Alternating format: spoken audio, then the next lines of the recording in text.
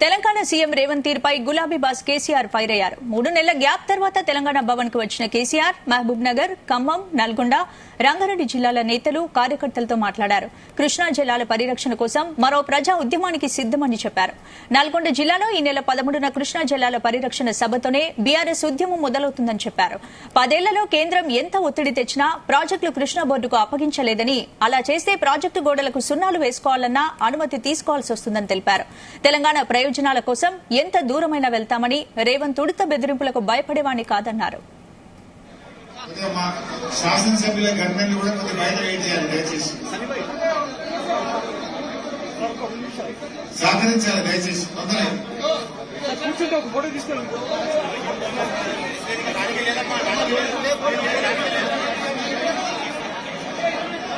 అరే ఆగమ్మా 2 నిమిషాలు తీసుకొని వెళ్ళిపోతాము.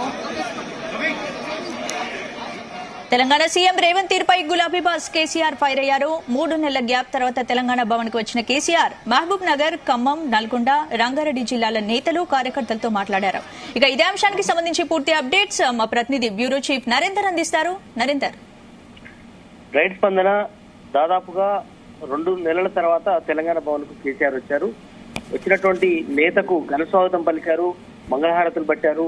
మహిళలతో పాటు యువత పెద్ద ఎత్తున కూడా ఆయనకి కార్యకర్తలందరూ కూడా క్యాడర్ అంతా తరలివచ్చి ఆయన లోపల ఆయన పలికిన తర్వాత లోపల చాలాసేపు ముఖ్య నేతలతో సమావేశమయ్యారు. మాజీ మంత్రులు కావచ్చు, ఎమ్మెల్యేలు, ఎమ్మెల్సీలు చాలా మంది హాజరయ్యారు. చాలా మంది వివిధ రకాల సూచనలు చేశారు. పార్టీ ఓటమి గల కారణాలు ఏంటి, లోక్సభ ఎన్నికల్లో మనం ఏం చేయాలి అన్నటువంటి ఫీడ్బ్యాక్ అంతా కూడా వాళ్ళతో దాదాపు ఒక అరగంట సేపు మాట్లాడిన తర్వాత చివరగా కేసీఆర్ మాట్లాడారు.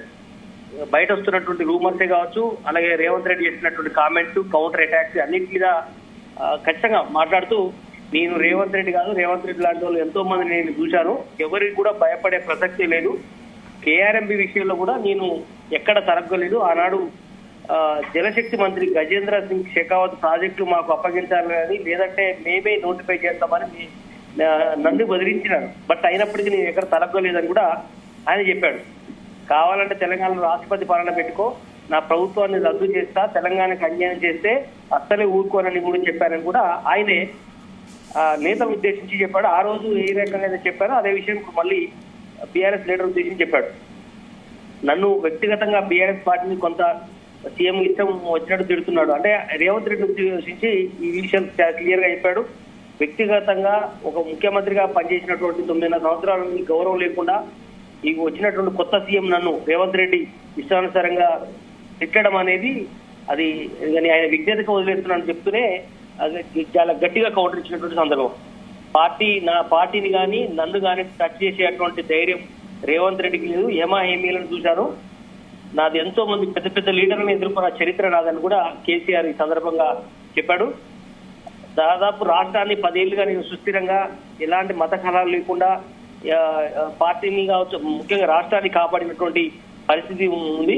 అలాంటి వ్యక్తి ఇప్పుడు నా దగ్గరికి వచ్చి నా పేరు పెట్టుకొని నన్ను నాపై దుర్భాషలాడడం ఎంతవరకు కరెక్ట్ అంటూ కూడా ఆయన కేసీఆర్ చెప్పినటువంటి సందర్భం. తెలంగాణ కోసం కేసీఆర్ ఏనాడు వెనక్కిపోడు, ఉడత బెదిరింపులకు ఎట్టి పరిస్థితుల్లో భయపడనని కూడా ఈ సందర్భంగా నాయకులను ఉద్దేశించి చెప్పినటువంటి సందర్భం. ముందు ఏదో చూద్దాం, తెలంగాణ ప్రజల కోసం ఏం చేయాలో నాకు బాగా తెలిసినట్టు కూడా ఆయన చెప్పినటువంటి సందర్భం. మొత్తానికైతే రేవంత్ రెడ్డి టార్గెట్ చేసి ప్రధానంగా కింద ఉన్నటువంటి నేతలకు కావచ్చు, ఎమ్మెల్యేలకు, మిగతా ప్రజాప్రతినిధులకు దిశానిర్దేశం చేశారు. అంటే ఎవరు కూడా అవతల నుంచి మాట్లాడితే ఇక్కడ తలగ్గుకండి, మీరు కూడా రివర్స్ అటాక్ చేయండి అన్నటువంటి పరిస్థితిని, ఒక సందేశాన్ని కేసీఆర్ ఇచ్చినట్టుగా మనకు అర్థమవుతుంది. బట్ ఇప్పుడు కేఆర్ఎంబీ విషయంలో ఖచ్చితంగా నిన్న ఆనాడు చేసినటువంటి విధానం అంతా కరెక్ట్. అప్పుడు ఆనాడు ఉన్నటువంటి మంత్రులు నేనున్నటువంటి స్థాయిలో నన్ను ఎన్నో రకాలుగా లొంగదీయాలని చూశారు. కానీ తెలంగాణ ప్రజల దృష్ట్యా ఏ మాత్రం నేను తలొగ్గలేదు, రాష్ట్ర ప్రజలను ముఖ్యం అనుకున్నాను. ఇప్పుడు మున్ముందు కూడా తెలంగాణను కాపాడుకుంటాను. అధికారంలో లేకపోయినా కూడా తెలంగాణ కోసం పుట్టినటువంటి పార్టీ మనది కాబట్టి ఖచ్చితంగా కూడా రాష్ట్రాన్ని తెలంగాణను మనం కాపాడుకోవాల్సిన అవసరం ఉంది.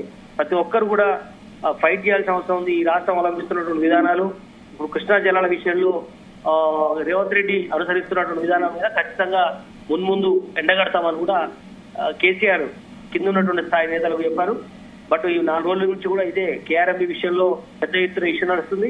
ఇదే కాకుండా రేపు నల్లగొండ జరిగేటువంటి ఈ వారం 10 రోజుల్లో నల్లగొండ భారీ బహిరంగంగా పెట్టుకుందాం. దాని తర్వాత అక్కడ అన్ని విషయాలు మాట్లాడతాను సభా వేదికగా. రాష్ట్రం అవలంబిస్తున్న విధానాలు, 6 గ్యారంటీలు, అదేవిధంగా కేంద్రానికి ఇంతకాలం బీఆర్ఎస్ బీజేపీ ఒకటైనటువంటి ఏదైతే కాంగ్రెస్ చేసిందో అసలు ఈ 2 పార్టీలు ఒకటే అన్నటువంటి విషయాన్ని ప్రజలకు మనం వెంటగడదామని చెప్పే ప్రయత్నం కేసీఆర్ చెప్పబోతున్నామని కూడా చెప్తారు. బట్ మొత్తానికైతే కేసీఆర్ నరేందర్, ఇప్పుడు కృష్ణా జిల్లాలో తెలంగాణకు తొలి నుంచి అన్యాయం జరిగిందని, ఉమ్మడి రాష్ట్రంలో కూడా తెలంగాణ గొంతును వినిపించే అవకాశం లేక న్యాయం జరగలేదని చెప్తున్నారు. మరి ఇప్పుడు న్యాయం చేయాలని కోరుతున్నా కేంద్రం పట్టించుకోవట్లేదని కేసీఆర్ ఆరోపిస్తున్నారు. మరి కృష్ణా జిల్లాల పరిరక్షణ కోసం మరో ప్రజా ఉద్యమానికి సిద్దమని కూడా చెప్తున్నారు. మరి ఏ విధంగా కాంగ్రెస్ ప్రభుత్వం స్పందించే అవకాశం ఉంది? ఖచ్చితంగా కాంగ్రెస్ పార్టీ ఇప్పటికే గడిచిన 2-3 రోజులుగా కేసీఆర్ మీద, బీఆర్ఎస్ పార్టీ ఆనాడు చేసినటువంటి విధానాలన్నిటి మీద ఆరోపిస్తూ పెద్ద ఎత్తున కాంగ్రెస్ సంబంధించినటువంటి మంత్రులు ప్రజెంట్ ఎవరైతున్నారో వాళ్ళందరూ కూడా ఆరోపణ చేస్తున్నారు. ఉత్తమ్ కుమార్ రెడ్డి, పొన్నం ప్రభాకర్ తో పాటు అలాగే కీలకంగా ఉన్నటువంటి నేతలందరూ కూడా స్పందిస్తున్నారు. స్వయంగా రేవంత్ రెడ్డి కూడా కేసీఆర్ ఆనాడు చేసినటువంటి పొరపాట్లు ఇవేనంటూ పెద్ద ఎత్తున రేవంత్ రెడ్డి చెప్పారు. బట్ అదే సమయంలో ఇప్పుడు ఈ రోజు కేసీఆర్ స్పందించినటువంటి విధానం మీద కూడా ఖచ్చితంగా గాంధీ భవన్ లో కానీ, అదేవిధంగా సెక్రటరియట్ లో కానీ ప్రభుత్వం తరఫున కూడా మాట్లాడే అవకాశం అయితే ఖచ్చితంగా కనిపిస్తుంది. ఇవాళ సాయంత్రం కావచ్చు, లేదంటే రేపు కూడా కంటిన్యూగా కేసీఆర్ వ్యాఖ్యల మీద కావచ్చు, టోటల్ గా బీఆర్ఎస్ విధానం ఆ రోజు తీసుకున్నటువంటి నిర్ణయాల మీద ఖచ్చితంగా తీవ్ర స్థాయిలో స్పందించే అవకాశం ఉంటుంది. ఎన్నికల వాతావరణం కూడా నెలకొన్న నేపథ్యంలో, లోక్సభకు మరో 2-3 నెలల ఎన్నికలు ఉన్న నేపథ్యంలో ఖచ్చితంగా కౌంటర్ అటాక్స్ ఇద్దరు కూడా చేసుకునే అవకాశం అయితే కనిపిస్తుంది. కేసీఆర్ చాలా రోజుల తర్వాత బయటకు వచ్చిన నేపథ్యంలో రేపు అసెంబ్లీలో కూడా ఖచ్చితంగా ఇదే అంశం మీద కృష్ణా జలాలు, వాటాలు, ప్రాజెక్టులు ఖచ్చితంగా ఆంధ్రప్రదేశ్ కు మేలు జరిగే విధంగా తీసుకున్నాయి అనే అంశం, కేంద్రానికి తాకట్టు పెట్టి అనే అంశమే ఎజెండాగా 2 పార్టీలు కూడా అసెంబ్లీ వేదిక చేసుకుని మాటలు యుద్ధం చేసుకునే అవకాశం అయితే కనిపిస్తుంది. స్పందన. Thank you Narender.